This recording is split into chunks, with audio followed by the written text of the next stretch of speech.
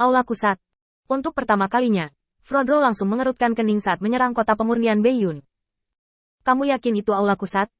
Meski sudah mendapat jawaban positif dari utusan tersebut, Frodro masih ingin memastikan kebenaran kabar tersebut. Malaikat itu menjawab lagi. Ya, kami telah menemukan bukti yang cukup untuk membuktikan bahwa ada kolusi antara Balai Kusat dan kota pemurnian Beiyun. Dan sekarang kita bisa yakin akan satu hal. Aula Kusat mungkin tidak serumit yang terlihat di permukaan. Ada lebih banyak rahasia di dalamnya. Frodro merenung sejenak, lalu memerintahkan untuk melanjutkan. Tanyakan dulu informasi lengkap Balai Kusat ini.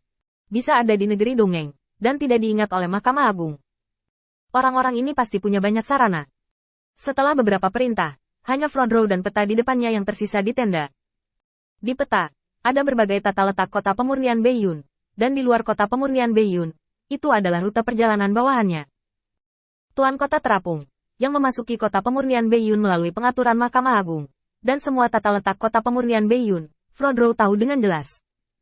Dalam menghadapi kesenjangan intelijen yang besar antara kedua belah pihak, Frodro memiliki keuntungan. Namun kini, saat Candi Kusat muncul, keadaan mulai berubah. Itu awalnya diatur dalam pikiran Frodro, dan hampir tidak ada kesulitan. Rencana untuk memenangkan kota pemurnian Beiyun dengan mudah menjadi berbeda. Dalam benak Frodro, berbagai gol penyerangan yang telah ditetapkan mulai kabur saat ini. Setiap kemungkinan kemunduran mulai menjadi kabur, dan di setiap tempat, perubahan seperti itu dapat terjadi. Frodro menggelengkan kepalanya, lalu menyingkirkan hal seperti itu dari pikirannya. Tidak banyak orang yang bisa dimobilisasi untuk pertempuran ini.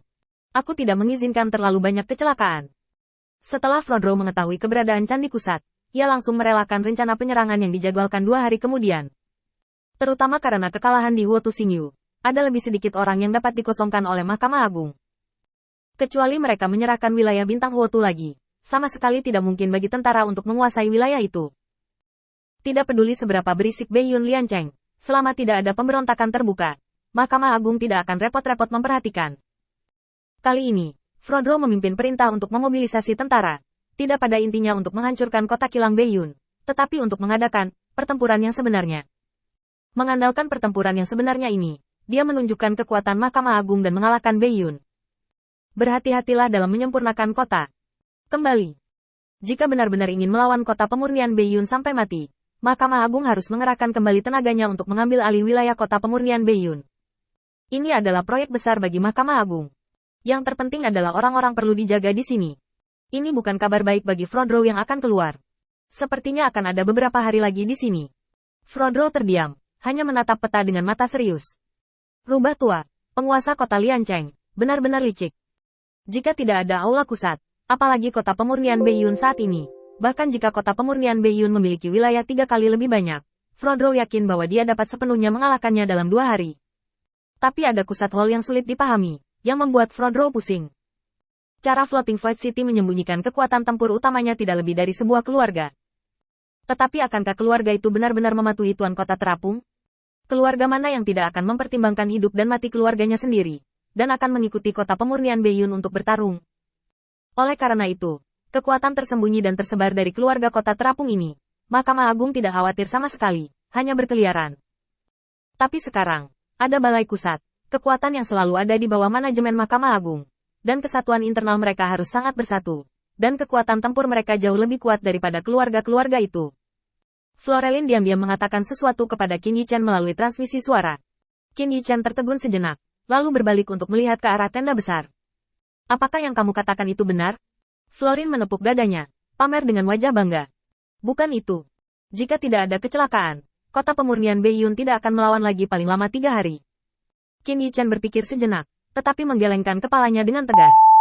Jika tidak ada kecelakaan, pasti akan ada kecelakaan kali ini. Selama periode kontak dengan penguasa Liancheng, Qin Yichen dapat yakin bahwa ini adalah rubah tua. Belum lagi, dia memiliki keberanian untuk membuat masalah besar saat ini, dan dia jelas siap. Dia hanya rubah tua, bukan harimau, dan tentu saja dia tidak akan berhadapan langsung dengan Mahkamah Agung.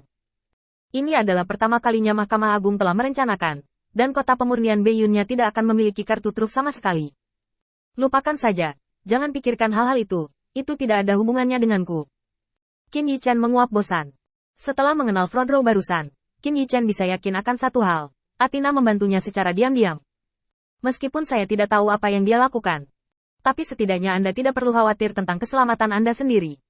Lagi pula, dia juga salah satu dari 12 dewa utama. Jika dia tidak bisa melindungi dirinya sendiri, dia akan sangat menyesal dengan statusnya sebagai dewa utama. Kenapa rasanya seperti makan nasi lembut? Pipi Qin Yichan sedikit berkedut. Ini adalah perasaan yang buruk. Qin Yichan menggelengkan kepalanya dan menyingkirkan berbagai pikiran di benaknya. Pada saat ini, Jiaer muncul di depan keduanya, kata Jiaer sambil tersenyum. Florelin, saya menyiapkan jamuan makan di Kam dan mengundang semua orang untuk berkumpul bersama.